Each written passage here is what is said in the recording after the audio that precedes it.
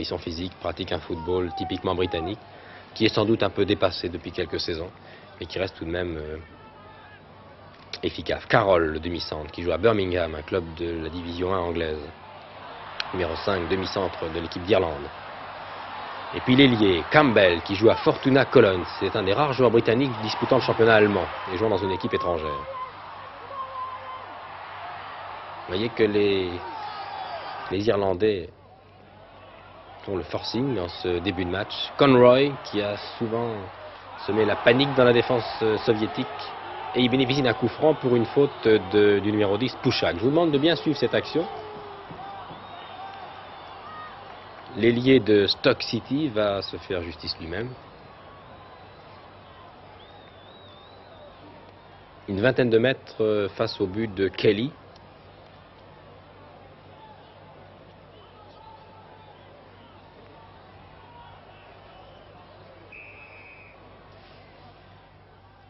Et voyez, le gardien Pilgui est obligé de mettre en corner sur ce coup franc fort bien tiré. Les coups francs dans cet axe sont difficiles, car il y a toujours un rideau défensif. Il est difficile de trouver une brèche. Ce qu'avait fait Beretta au cours de France-URSS est un modèle du genre. Et vous voyez que le gardien Pilgui est encore menacé sérieusement ici. Après 17 minutes de jeu, Kurtsilava est obligé de dégager très très loin. Kaplichny, joueur de l'armée de Moscou. Toujours en première mi-temps, les soviétiques ouvrent sur la droite.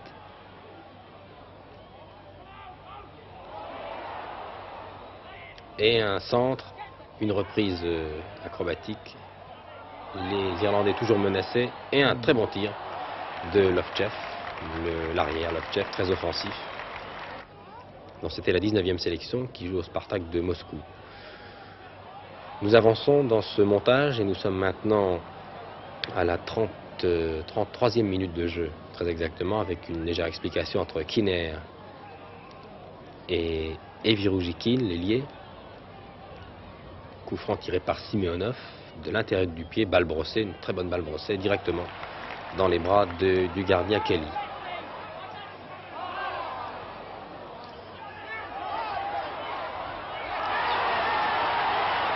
Nous sommes maintenant en deuxième mi-temps. À la mi-temps, le score était donc de 0-0.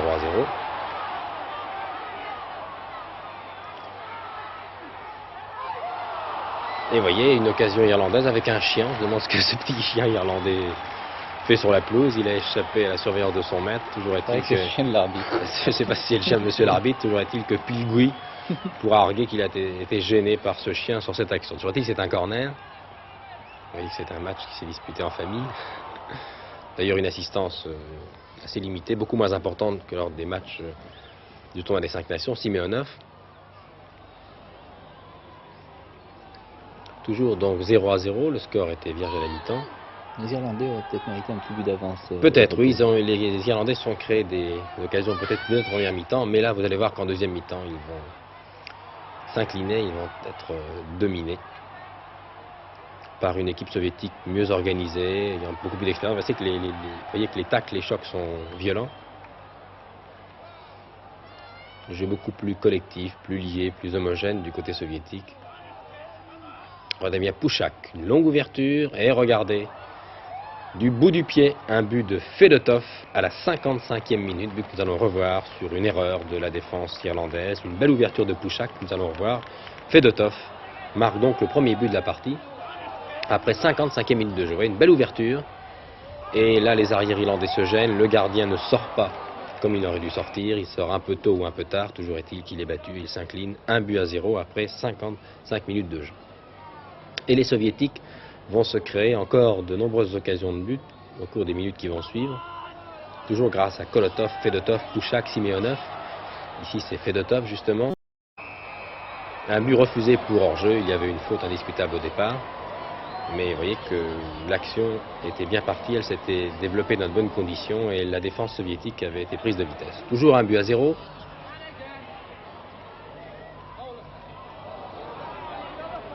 Un bon contrôle, encore Pushak, qui croise avec Muntian. Regardez bien cette action, Muntian est parti à droite, il s'engage bien, tranquillement, pour Kolotov, qui n'a aucune peine à tromper le gardien Kelly. Il n'y avait pas hors-jeu. Nous revoyons ce but une deuxième fois.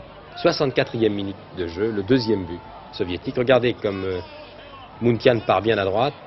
On lui remet dans la foulée et tranquillement, pendant que l'arrière et son gardien se gênent, de la tête, Kolotov n'a aucune peine à marquer le deuxième but de cette rencontre. Là, les soviétiques ont le match en main. 64e minute de jeu, ils mènent 2-0 et ils vont maintenant terminer ce match en roue libre, ce qui va d'ailleurs permettre aux Irlandais de bien se reprendre et de réduire la marque en fin de partie. Mais les Soviétiques n'ont jamais donné l'impression de pouvoir être surpris par cette équipe irlandaise qui a des qualités.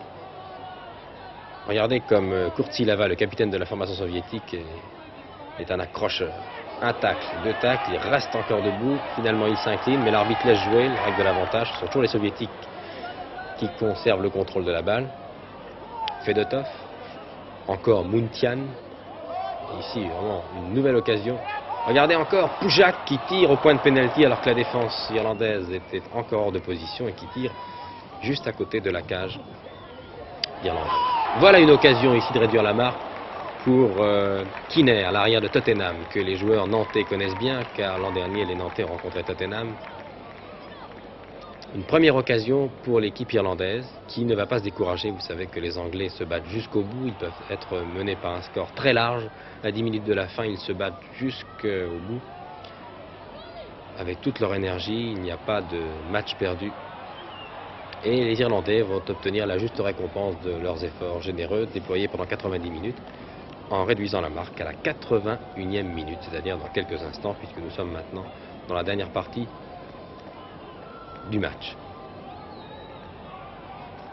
Les internationaux français qui doivent suivre, j'en suis sûr, cette rencontre devant leur écran de télévision peuvent prendre des notes, que ce soit les arrières ou les défenseurs, les hommes du milieu de terrain ou le gardien Georges Carnus. Encore ici une action dangereuse, un tir à bout portant de Simeonov, bien capté par Kelly. Les internationaux français donc rencontreront le 15 novembre à Dublin cette équipe d'Irlande, mais je leur rappelle que, à moins d'une malchance vraiment extraordinaire, Conway, Dempsey, Mulligan et Giles seront sans doute revenus dans cette équipe. Il faudra tout de même se méfier de ces joueurs irlandais qui sont très accrocheurs. Il faudra jouer vite. Quant à l'équipe du RSS, il n'était pas inintéressant de la revoir, car elle demeure une formation redoutable que nous retrouverons d'ailleurs dans quelques mois à Moscou pour le match retour. Le numéro 12, c'est Jevons qui rentre en fin de match, qui ressemble étrangement à un autre Irlandais célèbre, Georgie Best, le joueur de Manchester United, mais qui lui joue dans l'équipe d'Irlande du Nord. Il ne joue pas dans l'équipe de la République irlandaise, Irlande du Sud. Georgie Best. Highway, qui ne manque pas d'humour ici. Highway, ce professeur sympathique qui avait fait se soulever tout Wembley il y a 2 ans à l'occasion de cette finale de la Coupe entre Liverpool et Arsenal, un fameux joueur. Arsenal avait gagné 2-1 au cours de la prolongation, vous vous en souvenez sans doute. Les dernières minutes de ce match, qui a été, répétons-le, d'un niveau assez moyen, mais tout de même enrichissant. Nous avons constaté que Muntian, qui n'était pas au Parc des Princes, est un joueur remarquable, que Pušák a été très dangereux, le numéro 10, le voici en possession de la balle, sans oublier Simeonov, Kolotov et Fedotov.